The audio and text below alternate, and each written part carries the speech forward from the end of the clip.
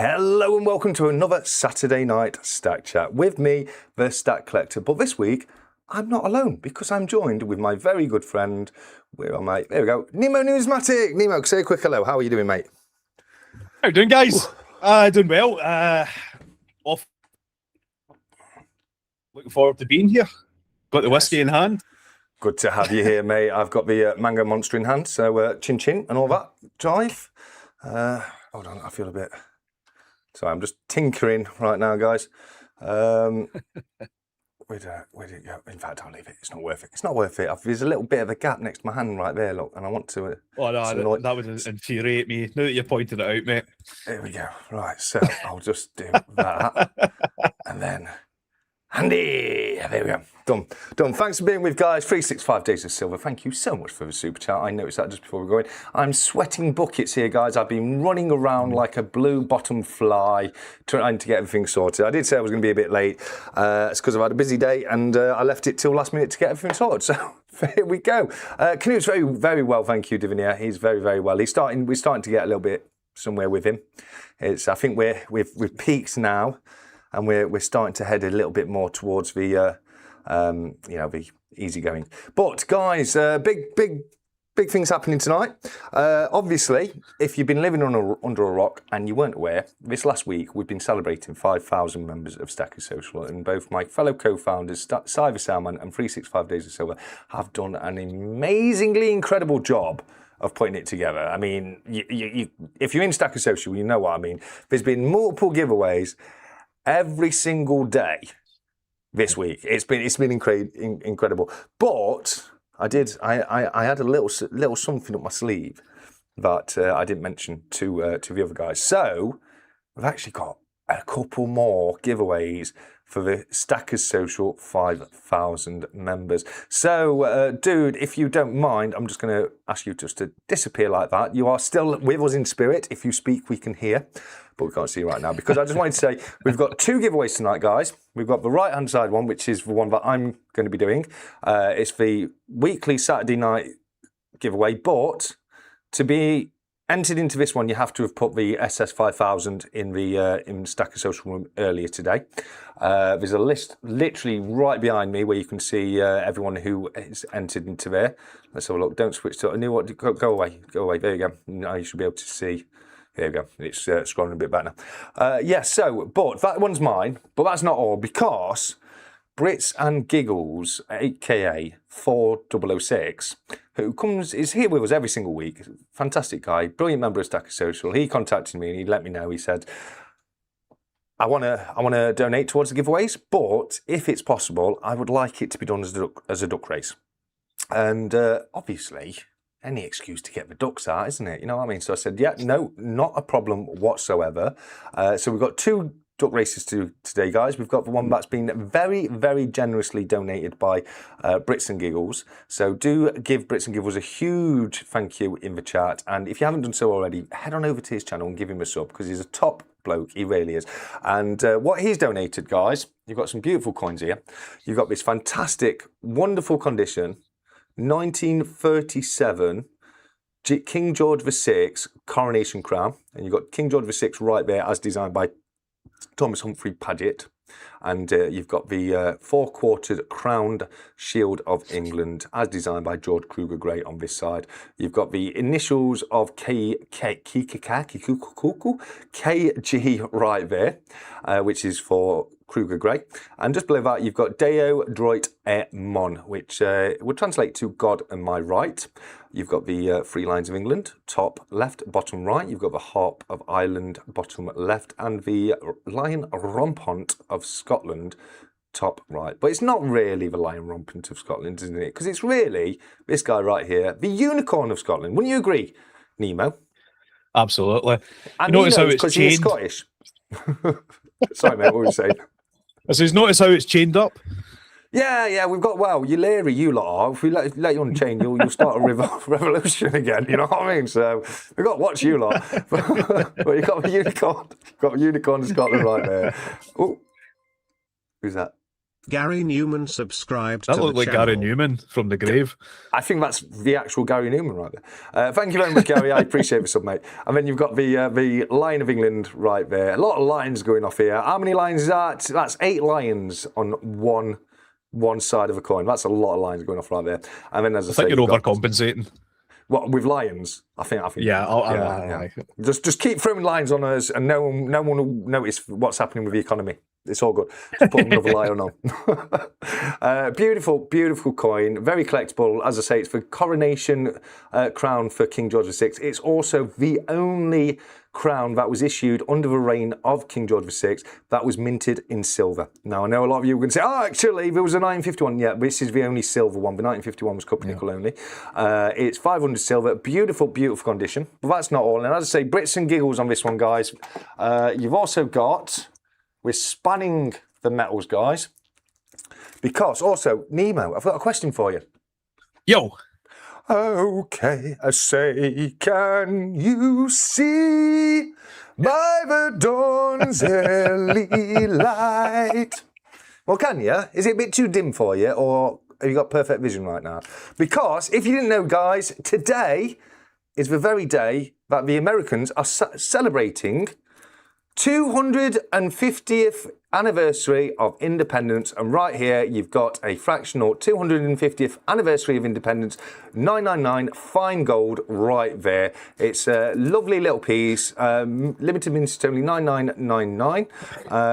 As I say, it's to celebrate the 250th anniversary of America, which is today. So you've got that in there as well, and then that's a bit of silver, a bit of gold, and you've also got a beautiful bit of copper right here, which is the brand new. I say brand new because they are pretty much still brand new.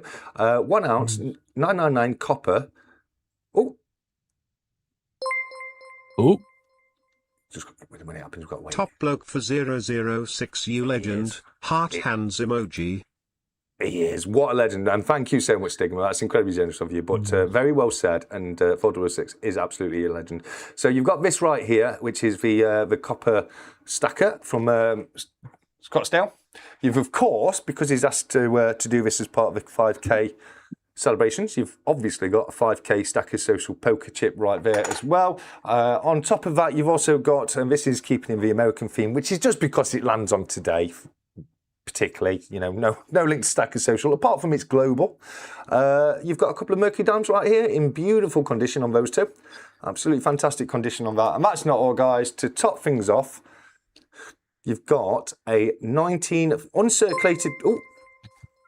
Oh my God. Buy a gram of silver on me. Oh, thank you so much, Corporal Rich. I appreciate that. That's very, very generous of you. So to finish it off... Oh, here he goes, look. What is that gesture? Handshake emoji. Handshake emoji. Handshake emoji. Handshake emoji. Handshake emoji. Yeah, I look something a bit different over handshake emoji. Handshake emoji. Handshake emoji. Mr. Shake Hand emoji. Handshake emoji. Handshake emoji. Handshake emoji. Handshake emoji. Handshake emoji. Handshake emoji. Handshake emoji. Handshake emoji. Handshake emoji. Handshake emoji. Handshake emoji. Handshake emoji. Handshake emoji. Handshake emoji. Rocket emoji. Handshake emoji. Handshake emoji. Handshake emoji. 365, give me a shaky hand, man. Handshake emoji. Handshake emoji. Handshake emoji. Handshake emoji. Handshake emoji. Handshake emoji. Handshake emoji. Handshake emoji. Handshake emoji. Not too bad. Handshake emoji. We're still going. Handshake emoji. This is the chat tonight, guys. Handshake Hope you're enjoying it. Handshake Thanks emoji. for joining us. Handshake emoji. You got all the latest here emoji. first. Handshake emoji. Handshake emoji. Thanks, Handshake Stevie. emoji. 365. Handshake emoji. We are done. We are done. Oh, my word. Oh, Joseph, I'm so sorry about that. He's lost his pet bird, and I know how devastating it is to lose a pet, mate. I really do. Did I finish, or was I still going? Uncirculated condition, 1939. It's the first year of World War II, so it's a World War II era issue, and it's, as you can see, it's in absolutely stunning condition right there. So that's a beautiful little bundle, as donated by Brits themselves. Same as they do show your support to Brits and Giggles, not Brits and Sobs, Brits and Giggles. Head on over. Blistering Barnacle Adventures, you know what to do. Let's get a link in the chat for Brits and Giggles. But thank you once again, Brits and Giggles, mate. Thank you so much. And with that being the case, let me... where you gone? What are you doing? Come back. Huh? Nemo, come back. There you go. Hey! He's back. There you go. Hey! Where'd you go? Don't leave me like that. Don't leave me this way. Right, so that's that done. We'll go through the other pile of stuff we've got to give away in a bit, so I can have a chat with Nemo. And just to let everyone know, we did an @everyone announcement earlier today to let you know that we were going to be doing the duck race tonight, and I invited you to get yourselves in there by putting SS5000 in the Stack Chat Interact room. Everybody who did is going to be entered into the Brits and Giggles giveaway, and everyone who did, plus all my channel members, will be entered into the one that I've put on together. So we've got that to look forward to in a little bit. I've got a few bits to open, but let's have a little chat first, Nemo. Let's introduce you. How you doing? Who are you? Who's this guy who's... Who am I? I'm the guy that just you can't get rid of. It's finally good to be back on your stream. I'm glad we sorted out the kinks and you were able to get me on without destroying your computer. But I'm Nemo's Numismatic. I've been a member of the community for it's over a year now. I started off quite quiet and lurking in the shadows, and then quickly jumped into the group. Started YouTube over a year ago. And thank you very much to everyone that's supported me over the last year. Started the channel with numismatics in mind. This year I said I'm focusing on bullion. That lasted 6 months, give or take. But currently on annual leave and enjoying it, guys. So any questions, put them in the chat for later on. No fairs. Yeah, get ours. If there are any questions, even if we're not able to ask them straight away, I'll try and take note of them. Or if you want to put questions in the Stack Chat Interact room, it'll be easier for me to go back to stuff like that a little bit later on. That's fantastic. Yeah, you touched on something earlier. This isn't the first time Nemo's supposed to have been on the channel. There's actually been, I think, 2 or 3 times previously you're supposed to have come on, and either work commitments or you using a 4000K resolution. One thing or another has happened,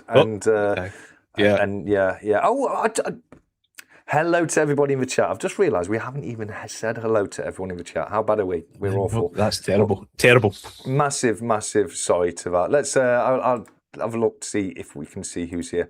Right, who I've got on my list right here is 365 Days of Silver, 𝗵𝗵𝗶𝗶𝗶, Barry Wiggins, Big Green Stacker, Blistering Barnacle Adventures, Corporal Rich, Crispy Shiny Thing, CY Sterling, Divinia Robbins, East End Dave, 4006. At 𝗬𝗏𝗏1428 became a member. Oh, Louise, it's great to see you back in the chat.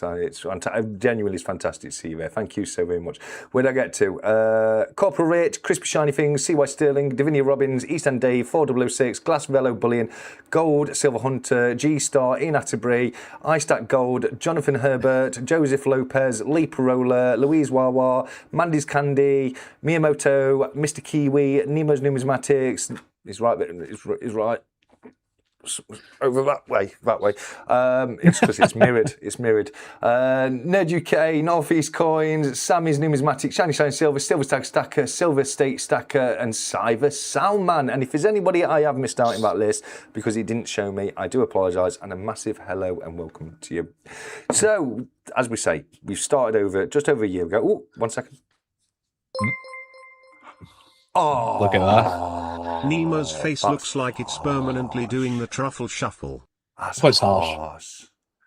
Do the truffle shuffle. I can actually do the truffle shuffle. Are you sure you can afford that super chat given your recent...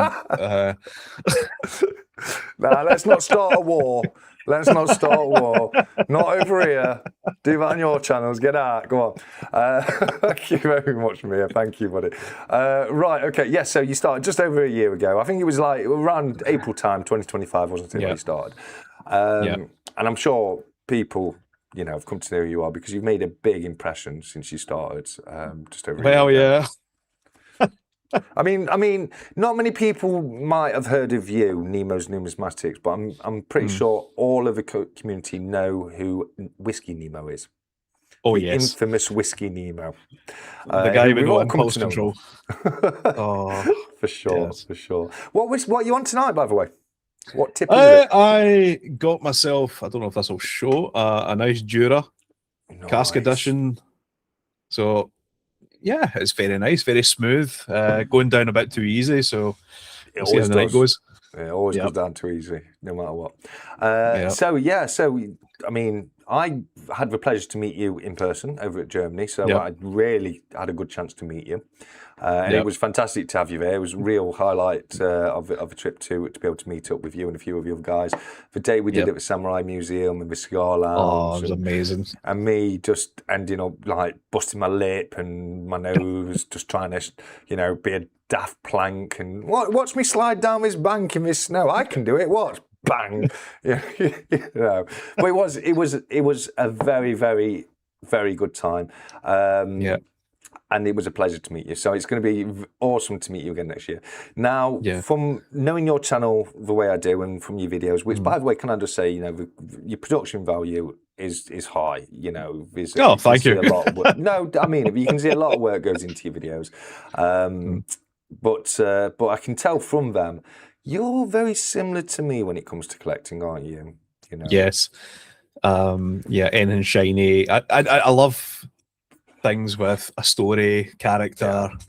I have tried my best to stick to capital gains, bullion, just to bump up the stack a wee bit.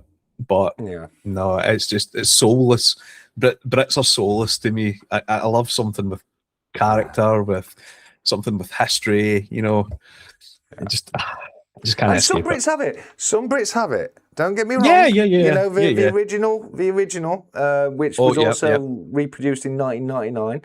That has a lot of character to it. The chariot design, a lot of character. There's been a few odd designs over the years, and they've really stood out. They really have. But I know what you mean. Like of later years, the Timothy Nathan design, it's a good design. Don't get me wrong, it's a good design. Fantastic security features. It's one of the most secure coins on the planet. But I know what you mean about it. There's not a lot of diversity. Almost wish to just change it up every couple of years. It doesn't have to be much, but just something. But it's nice. And Davini has just made a good point that I do like to raise over on a Monday on my auctions that both crowns and double florins are CGT free. They're a little bit of a little added bonus for some of the pre-decimal. That's because a crown still has a legal tender value of 25p and a double florin of 20p. The crown was left in purposefully so they could continue to use it as a commemorative coin, and the double florin was left in because they just done forgot about it and never took it out. It was only there for 4 years, so we just completely forgot about it, and we never demonetized it. So it's still to the value of 20p. Obviously, also the florin and the shilling were legal tender up until the 90s, and that was to the value of 10p and 5p. But I think that was more, phase them out more than anything, wasn't it? But so sovereigns, they're still legal tender for £1, are they not? £1. Yeah. I can't imagine. I can't imagine going into a bank as pound coins. I accept. Yeah. All day long. For sure.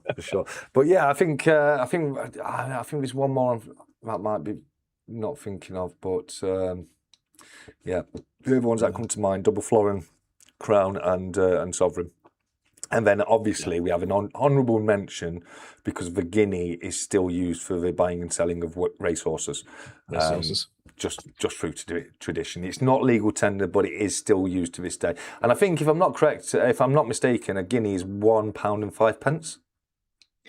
Could be right. I no idea in that respect. Yeah. I think it is. Let us know in the chat. Robot Toast, you're good with these things. Let us know. Am I right on that? A guinea is £1 and 5p in value. But that's what comes to mind anyway. But the point I was making is the diversity of your coins is fantastic. You've got a lot of foreign world coinage, haven't you? Yeah, I mean, we started during lockdown doing a world coin hunt, and it was me and my son, Nemo Jr., who's appeared in some of the videos, and it was one coin from every country, pre-Euro. Now, it sounds very easy enough to do. It is a complete and utter, I can't say that because it's before watershed, but it is a pain. There's some right obscure countries out there who don't mint their own coins, they use our currency, or there's just not enough in circulation. Or in the case of North Korea, it took me 5 years to find because it literally has to be smuggled out the country, you know? Yeah. It's Mr. Kiwi, just so you know, sorry, Nemo, just so you know, Mr. Kiwi, the entry for Brits and Giggle ones did close at 6, but you will, because you're a channel member, you'll still be in the main one for my channel, / Stacker Social. So you'll still be in the main one, but the Brits and Giggle one did close at 6 p.m. I'm just trying to keep an eye on the chat as we chat. Nemo's disappearing. I think that Thanos did a click there and started to disappear away. I've got something to show you. This was gifted to me by the legendary Zeus, but I think this will be up your alley if it will show. I don't know if it will. Your 𝗃𝗃𝗀𝗃𝗃 is a bit. Yeah. It's so small on my screen. So this is Charles I, 1639 to 40, extra fine shilling. Very, very nice, mate. Very nice. I don't have a Charles I coin. I've got a Charles II crown. Yeah, I was blown away with that. And my man Zeus is what to crack it out the case to, I don't know, do something with it, and I was God, that was what grade is on it? XF40.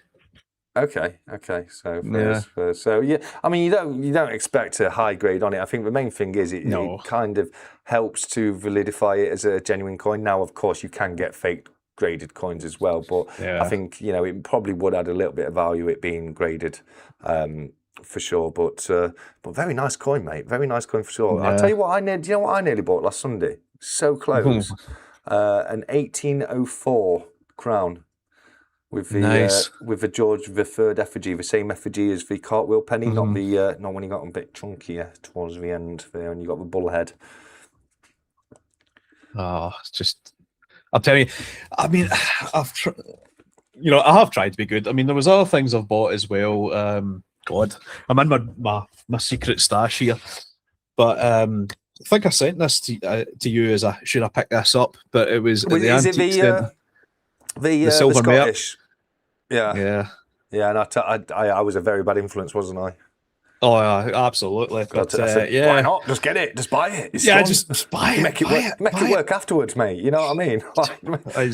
I'd buyer's regret buying that, but I do love it. So but buyer's regret only lasts so long. Yeah. After a little while, that buyer regret goes, and you start thinking, you know what? After a couple of weeks down the line, when you financially you're back to normal, it's not a thing anymore. You think, oh, I'm really glad I got that. I made it work. I'm glad I got it. What's it on? I'm just going to go to Stacker Social really quickly because what's this here from Ned UK? Oh, Sparkles on tonight. Is that your name, Sparkles? Where'd you get that one from? Oh, I was playing Airsoft years ago with Silver Foggy. You've got the pyrotechnics, and there was a video out there, and it's essentially, right, with this guy pinned down to this room, we couldn't get him. I said, I've got a grenade, sparked it up, went to launch it in the door, it hit off the door frame, and Neil blew up the whole team. So, yeah, that was after that. So, yeah. I think, to be honest with you, I think what Divinity said, just I agree 100%. I think seller's regret is a lot worse than buyer's regret. Those times where you sell something and you regret that a lot longer. Yeah, I think you keep regretting that forever. You know what I mean? Until you're able to pick one up again or whatever. But yeah, there's been a fair few items I've sold and then I've come to think, I wish I hadn't sold that. It's a nice thing. It had a place in my collection. So yeah, I definitely agree with that. Already have over 200 clippers. It's not wrong, mate. BBA's collection of lighters is astounding. Yeah. It really is. I see it every time I go around to his house. I'm like, bloody hell. I ain't got a light on me. Give me a light, BBA. You've got plenty. But yeah, no, he has an insane amount of lighters. BBA does a fantastic collection. He does the videos on it, lighter at day, doesn't he? He could do lighter at day videos for the rest of the time. He really could. So yeah, no. 𝗕𝗺 in this chat. I've seen him say hello. I'm sure 𝗕𝗺 he got 10 groin coins for being one of the first 3 in the chat. It was 𝗕𝗺, Ian Atterbury, and 𝗕𝗺, you are a complete arse for getting me onto these.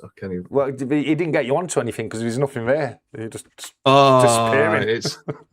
Yeah, mate. Bloody euros. Euros. I have. Sort your sensitivity out and your green screen. Is it digital? I don't know. Is it digital green screen? It's a digital green screen. Get a real one. Get a real one. Come on. Aye. That's why it blew my PC up. You're in 4 billion K plus digital green screen, 1 million frames per second. Does this work? Hey, this will work. There you go. Oh no! Hey. Now it's just out of focus. Okay, now I don't even know how to switch it off. It doesn't give me the option, does it? There you go. There you go. Does it? Hey. There we go. Yeah. Now we spoke about this very briefly. Before the chat, and I turned around to Nemo and I said, "Do you realise what rabbit hole you've just got yourself into? Euros are insane because like you were saying, you've got 5 different mints for Germany." Yeah, and that's Germany alone.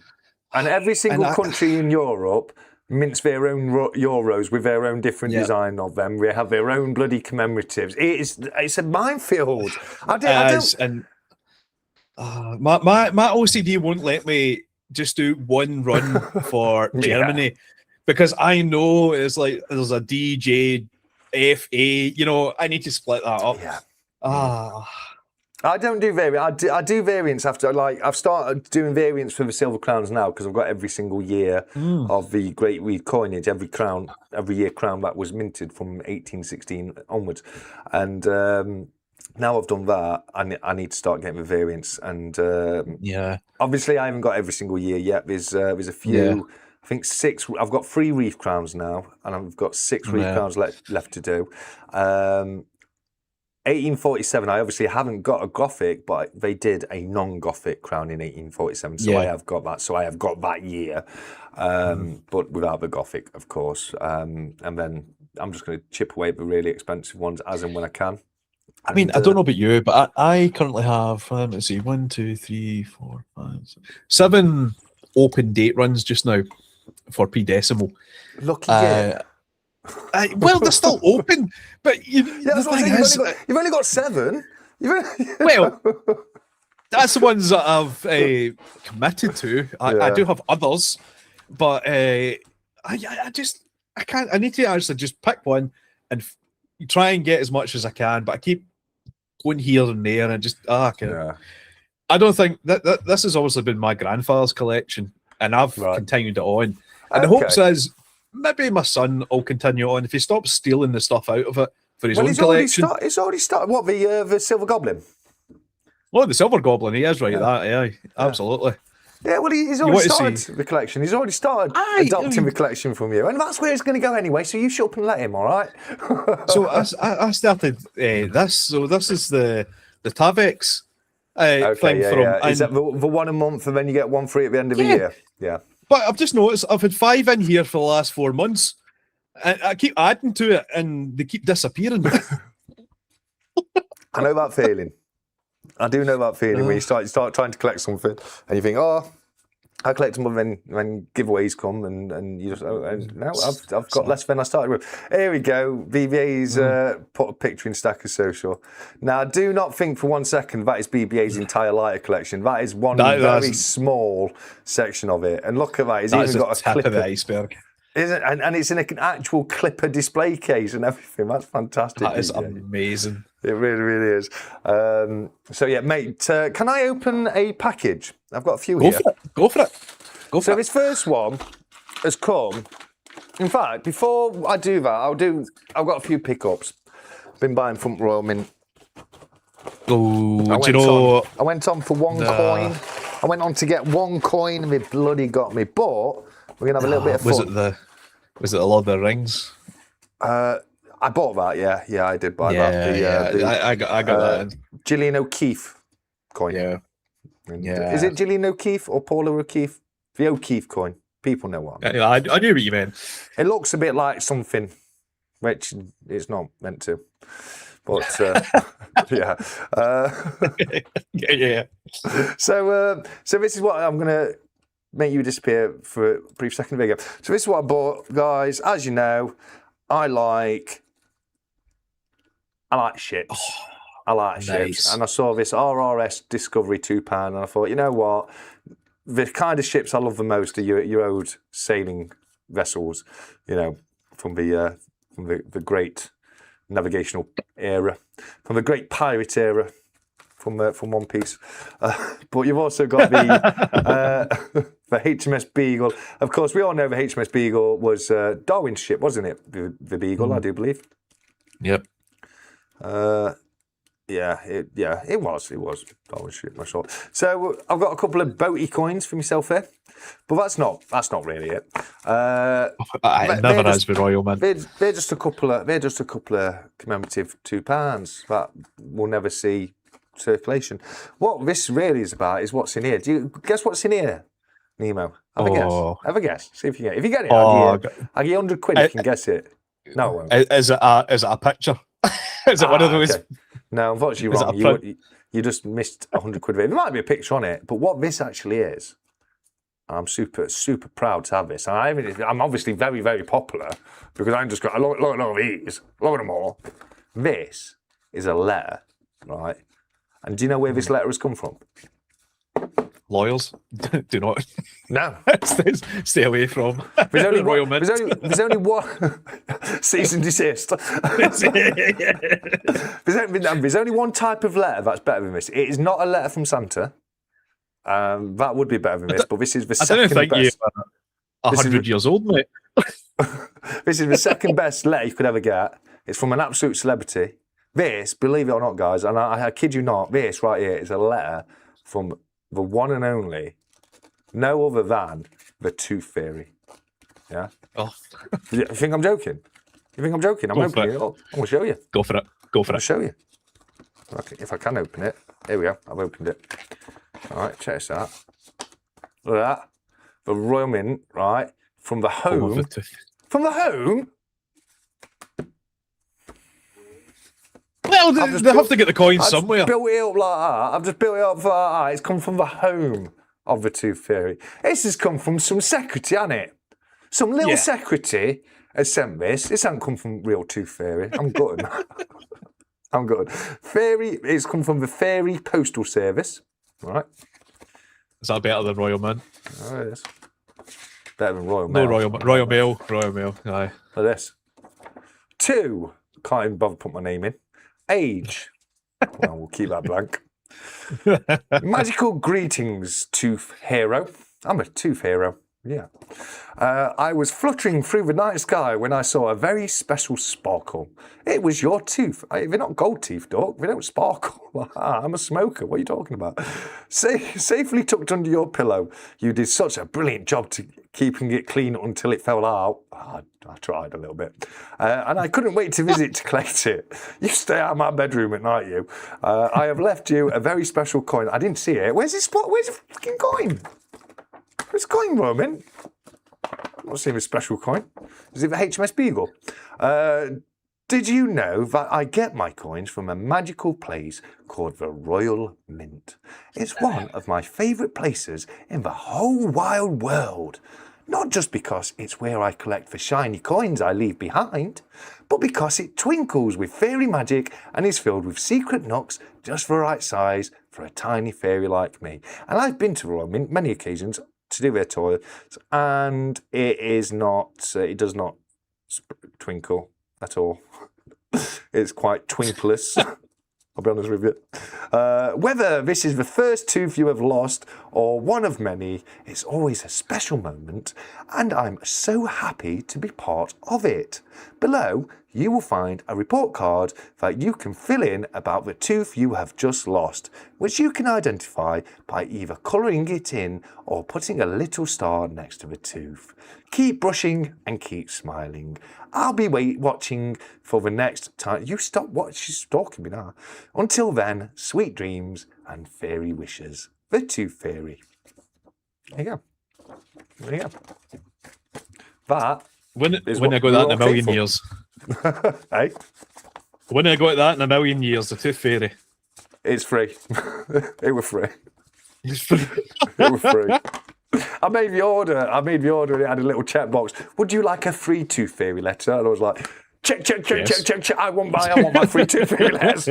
Hell yeah, I want my free Tooth Fairy letters. Get in. So yeah, I thought we'd enjoy reading one live and seeing what was inside. But yeah, that's my pickup. The 2 shippy coins and a special Tooth Fairy letter, which I'm going to put in tonight's Duck Race bundle. There we go. You'll have your very own Tooth Fairy letter. You can't get one of them everywhere. Do you tell me who else is giving away an actual validified letter from the Tooth Fairy? Look, Nemo couldn't hack it. You couldn't hack it. It's gone. Am I on my way again? What's happened to my camera?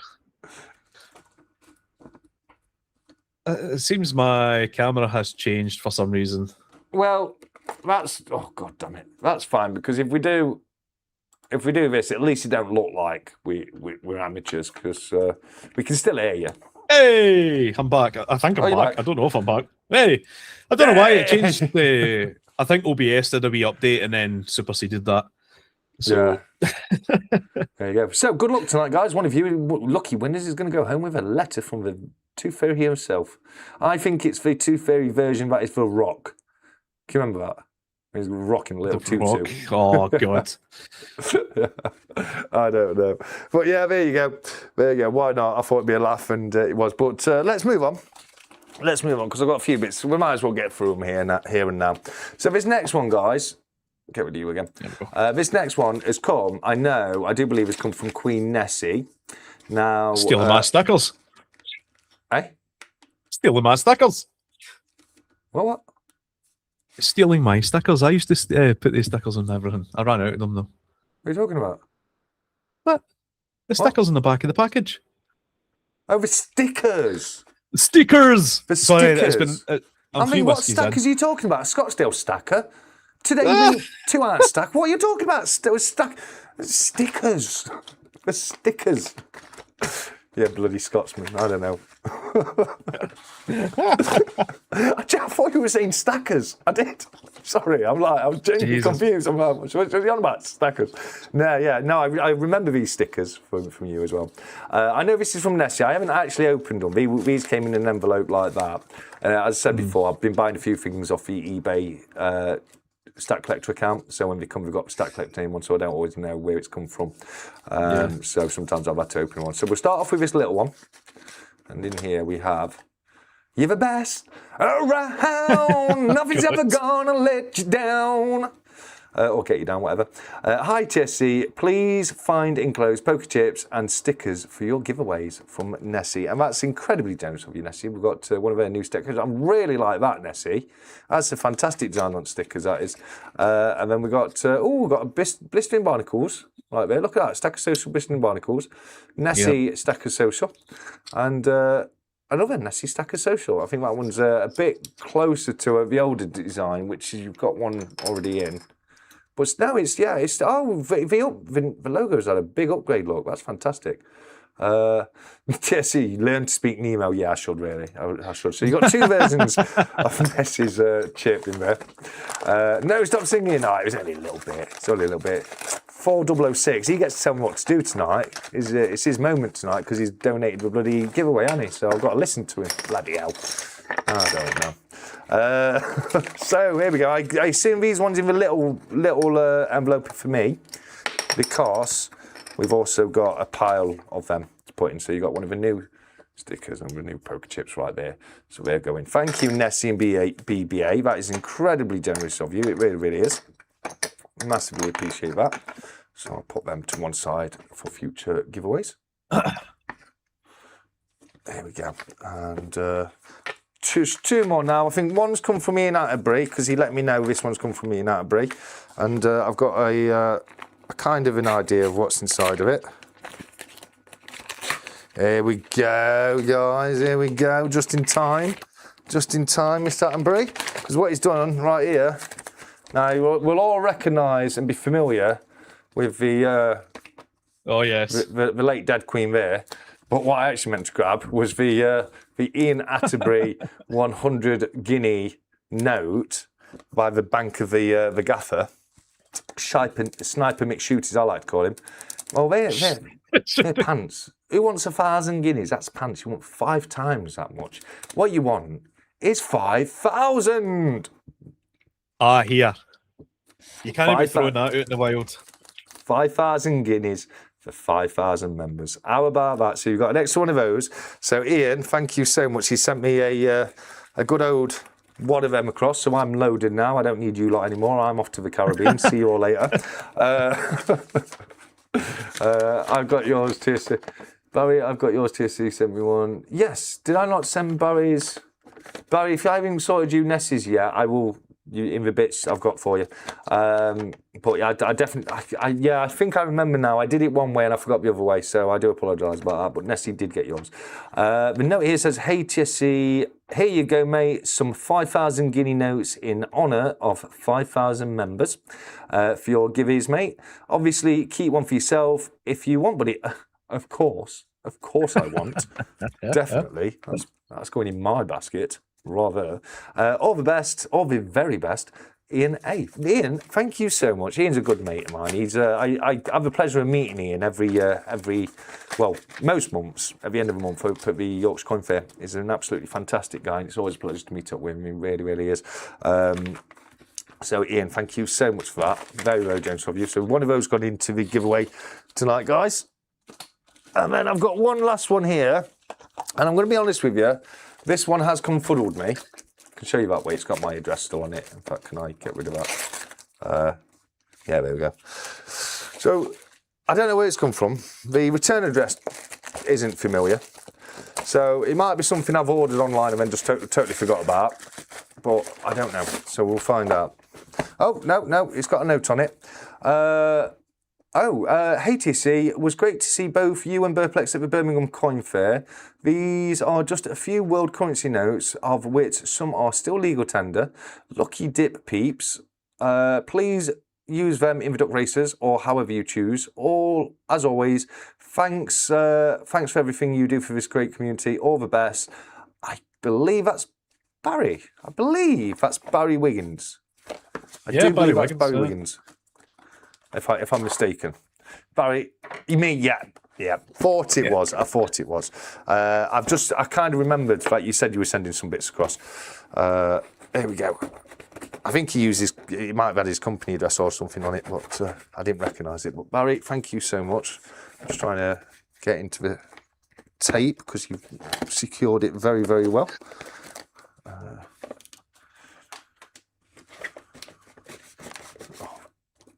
Won't be 2 seconds, guys. So, been any hikes recently? I go walking every day. Nice. Mostly around Sherwood Forest, especially now. There was a bit of a break, but Canute can now go on walks again as long as I can. Nice. I can't let him run around like the long grass or anything yet. Just for about a week and a couple of days. But because Sherwood Forest is all very well pathed, I can take him around there. So it's Sherwood Forest at the moment, but I do want to get out and do a bit more hiking. Bloody hellfire! Jesus! But Jesus, look at this. Double decker, am I in that? Get out of here. Toffee crisp. Thank you. Look at this. Haribo. Oh, Barry, what a guy. What a guy. I'm doing well tonight. Then you've already got one of these guys in tonight's bundle, so there won't be another one going in because it's literally just look. So I'll keep them for the future duck races as well. And looks like there's some super interesting banknotes in here, guys. Really is. And what's this? Is this some flips he's sent back? I think. Yeah, they look like flips, I think. Let me just... Oh yeah, little baggies for putting coins in and that. And there is some super interesting notes in here. It really is. Look at that. Reserve Bank of India, Mahatma Gandhi on there. You've got 𝗺𝗂𝘃𝗀𝗃 right there. Austria? Yeah, that'd be Austria. Österreich. You got another one of them. So that makes that easy, isn't it? There's plenty of these, so you'll be getting one of these in the things going forwards. And I'm going to have a nice flick through there. We'll have a 100 gulden. You like a gulden, don't you, mate? Oh, yes. You do like a gulden. So you can have 100 gulden. Let's have a look. I'll have to go through my banknote collection, won't I? What's this one here? 5,000 𝗬𝗂𝘃 forint. Forint, that's Hungarian, isn't it? A forint. Budapest, so yes, Hungarian. Budapest, Yeah, I've one of them as well, and then I'll go through them better for next time. And there'll be plenty of these coming into future giveaways, guys. I can promise you that. Tell you what, have a what was that? Oh, that was already 5,000 forint. Go on, I'll try and do what. Oh, here we go. Let's do a 10-1. 10-1. 10-1 to the England. I were a bit airy, wasn't it, overnight? I don't know if you watched it, being a Scotsman. Nah. Made us wait till 75th minute. There's been some good games. You know, I was watching last night. It's quite interesting seeing Argentina. Yeah. Yeah, it's interesting. It's always interesting, isn't it? But I couldn't believe DR Congo went up so quickly, and then it took us so long to even equalise. Like 75th minute, we had Kane 75th and 86th minute, and that's just pushing it a little bit too fine for my book against DR Congo. You know what I mean? So yeah. I think our next game on paper, we should win it, but then there's the home game advantage, which is really big. And from what I've gathered, their fans were doing shenanigans, weren't they? For the last match. From what because obviously the locals, and what they were doing is they were just non-stop playing music and making noise outside the other team's hotel all night, so we couldn't sleep, which is a really dirty tactic, but it works. Yeah, but it pretty works. So I think from what I've seen is we're now trying to get our players booked into like super secret hotels and stuff like that. Let me bring you back now. So I just want to say a massive thank you again to Barry, Queen Nessie, and BBA, and Ian Outbury. Very generous on that one, guys. I don't think so, Sammy. I don't think so. He says, we're going to win this now. I bought the silver proof 1966 coin. We got this. Yeah. We'll see about that one, mate. I've done that. I've done that enough times in my life. You know, hoped and prayed, and this time, come on, we've got a great team this time. We've generally got a really good team this time. We've got a genuine, actual chance. And then, no. But we'll see. I'd love to be wrong. I would absolutely love to be wrong, because it's been coming home since 1996. It's been coming home since, and it's still not here yet. So we'll see.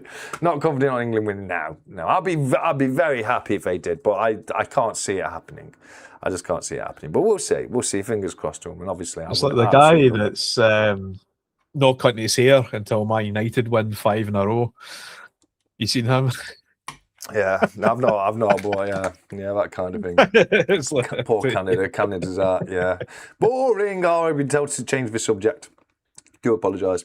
But good luck for Monday. I think it's 1 a.m. Monday morning, isn't it? So I don't. It's probably going to be our least viewed match live, because obviously it's I'll just keep chatting while Nemo dies in the background here, guys. He's still going at it. I think he's now he's done. Yeah, that's it.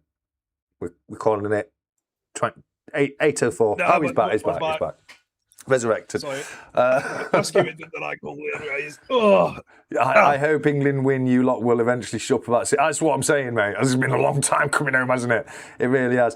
Right then. So shall we show people what's up for grabs in the other duck race we're going to be doing tonight? The one that I put together with the help of the community, of course.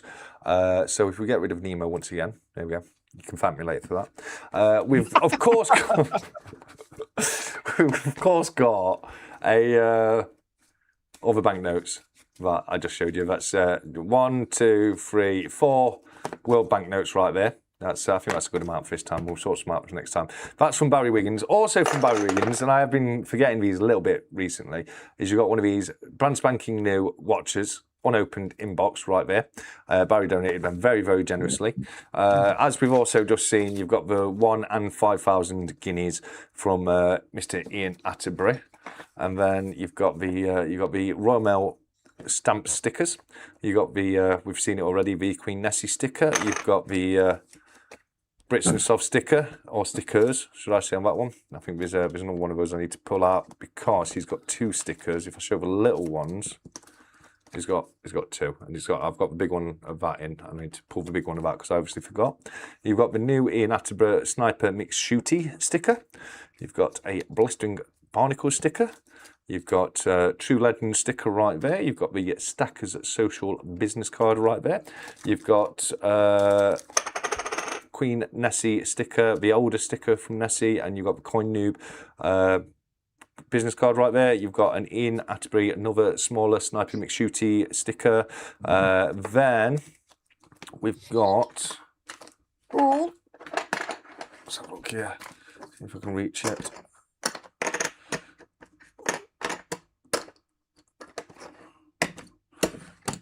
Back there for now, and them just out of the way.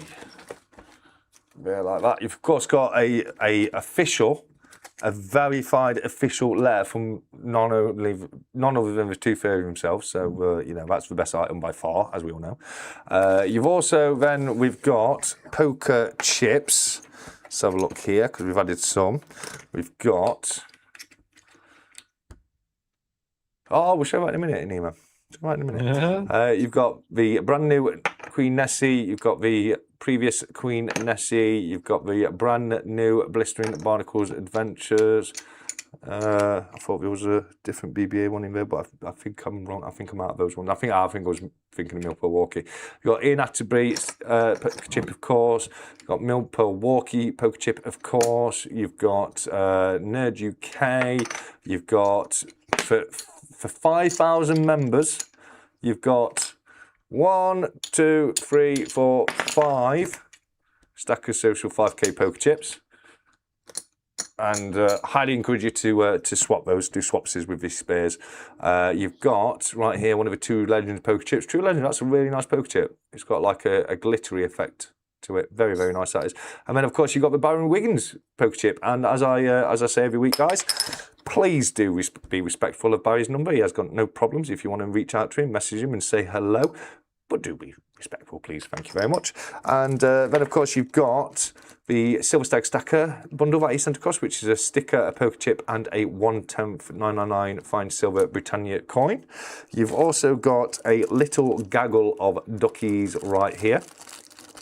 You've also got, this one's come from Mr. 𝗵𝗚𝗃𝗃𝗃. Now, I love these. These are fantastic coins. I got myself one of these quite some time ago. I actually got, they do an American version of this as well, and I bought them both together. But 𝗵𝗚𝗃𝗃𝗃 sent me a few of these across to give away. Truly beautiful. Britannia rules the waves for God and country at the bottom. You've got the four-quartered crown shield of England right there. You've got Lady Britannia, trident and shield in hand, and what I can only assume is the Golden Hind behind her. It's probably not the Golden Hind, but that's what's on the halfpenny. Then you've got Lady Britannia once again with the lion, posing a little bit like Una and the lion right there. You've got the Crown of England at the back. You've got the Union flag. In fact, I'm going to say it's the Union Jack because we have a nautical theme. We do have a ship right here, so we'll call it the Union Jack. If you don't know what I'm talking about, that's the difference. At sea, it's the Union Jack, and on land, it is the Union flag. A bit of a difference here. And then it says, Dear DJ Deus, Dire Deus Gracias Meos, which is, may God guide my step, I do believe. And then at the bottom, it's 1 ounce 999 fine copper. Really, really nice coins they are, Ian. Thank you so very much. Did you just say the 4-quarter plaque of England? That's a 4-quarter crown shield. Aye, of England. Ireland and Scotland. Aye. Well, no, it is of England as well as other people too. The 4-quartered crown shield of Britain. All right. Sorry to other British,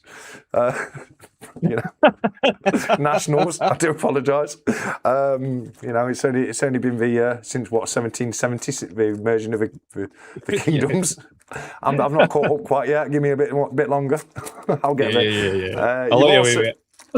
This one is community. So there's been a few members of the community, Ian Atterbury, 𝗵𝗶𝗃, Barry Wiggins, who all sent me like various coins. So what I do is I just pick a little bundle every week out together. So you've got a bundle of various world coins there. I don't know what's in there. It's a proper little smorgasbord of coins in there. Really interesting to go through. That's fantastic. You've also got right here, you've got 3. Now these I do believe came from Silver Serpent, but they came via Brits and Sovs. They definitely came via Brits and Sovs, but I'm pretty sure they came from Silver Serpent. And they're US quarters, but they're commemorative. So you've got one for New Mexico, you've got one for Massachusetts, and you've got one for Washington as well. So very, very nice right there. Once again, we're keeping in the American theme because we're today celebrating the 250th anniversary of the United States of America, when we decided the land just wasn't worth it and you can have it, mate. You know what I mean? I'm joking. I'm joking. Please do not get too angry, my much loved American viewers. But you've got 3 beautiful American coins right there. You've also, guys, Nemo, remember the unicorn is changed here. Yeah, exactly, Ian. Thank you. Yeah. And then this one, guys, I thought would be, just a bit of fun, but it's a lucky sixpence, and we know it's lucky because it's dated 1966, the year we actually was able to bring the World Cup home, the one and only year we ever will have been able to do it, in my opinion. But we'll say, I would love to be wrong. I genuinely would. But you got a little World Cup themed 1966 silver sixpence. Not stop there. Let me get onto the back bits here. I mean, I've put in the silver sixpence as well, but I've also, the main bits I've put in is obviously the tooth fairy letter. That's the number 1 main bit. This is worth more than the rest of it put together. I mean, it's from the actual tooth fairy. Come on, that's big news. But likewise with the Brits and Giggles one, you've got the 200th anniversary gold coin to celebrate the actual 200th anniversary of America, which is today. It's actually today. So you've got one of those as well. And again, you've got one of the copper Scottsdale stackers, and the main piece from me. And remember, guys, this isn't just a normal week. This is celebrating 5K Stackers Social. I've got you a still in original blister pack Johnson-Mathey's, Johnson-Mathey, JM bar right there. 1 ounce, 999 fine silver. So that's your 2 bundles. We got the one we did earlier, which is fantastic. I mean, this again, don't forget, guys, that's not just me. That's me and the entire community as well. So that's why that one's so huge. But this one right here has been donated solely by Brits and Giggles, and it's a beautiful, wonderful. And I mean, Nemo, am I exaggerating, or is that beautiful condition, isn't it?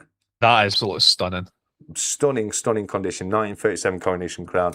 Equally stunning condition, 1939 half crown. The Scottsdale 1 ounce stacker copper right there.